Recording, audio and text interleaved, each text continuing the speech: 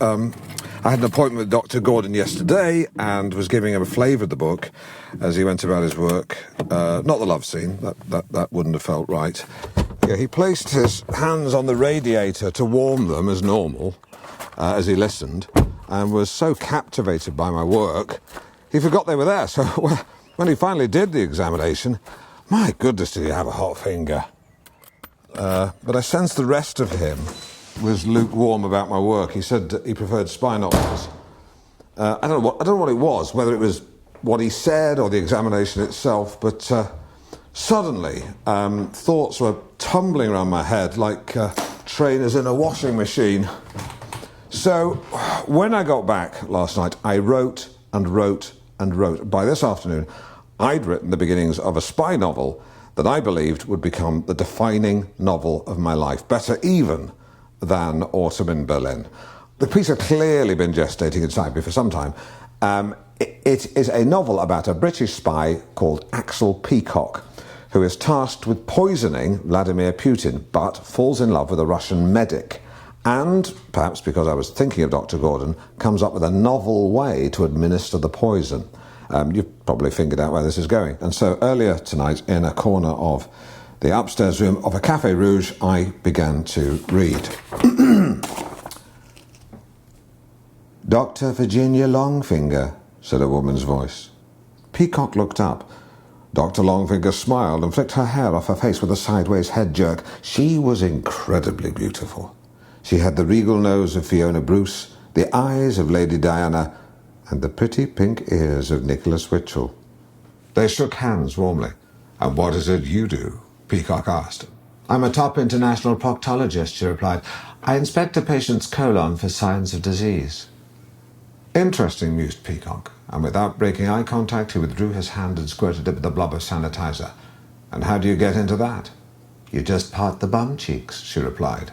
No, I meant the profession, he said. Got it, she said. Well, after medical school, the Kremlin called and made me head proctologist. I've never heard of a head proctologist, he said. I thought you guys just did backsides. We do, she said. I meant the chief proctologist. Got it, he said, a plan forming in his mind.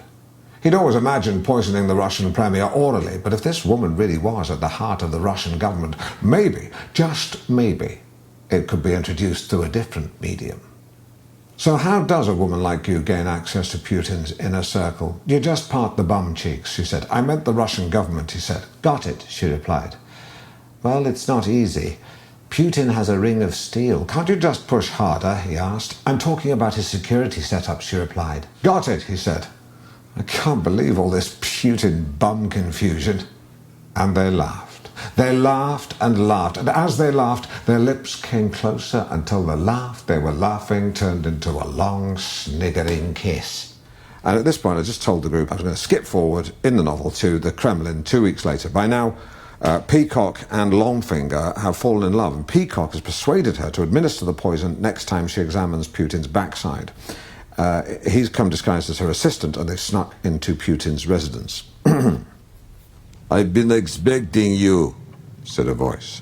Peacock wheeled round to see Putin sitting at the end of one of those long tables, stroking a cat and dabbing his mouth with a lacy napkin, his own mouth. The cat didn't require a napkin. Please sit and have some caviar, said Putin, sliding a plate along the table like an air hockey puck. No, after you, said Peacock, sliding it back. Yet, I've just eaten, said the piss-hole-eyed premier, sliding it back to him. You sneaky bastard, thought Peacock. I wouldn't trust you as far as I could throw you. That's about a quarter of the length of this table, which is ridiculously long, by the way. Yet hungry, doctor, or should I say Mr. Peacock? Smirked Putin. Peacock froze. Poor Mr. Peacock. You are but a helpless pawn in this intricate game your Western puppet masters play. Peacock decided to play his ace. Oh, yeah? Well, people think you're a dick for sitting at the end of that long table, and your face has gone all chubby, he smiled. Anyway, how did you know my name? Did someone blow my cover? Putin's eyes narrowed, or should I say they became even more narrow than they already were. He looked at Dr. Longfinger. Peacock turned to the woman he loved. She had tears in her eyes and wiped them away with her long finger.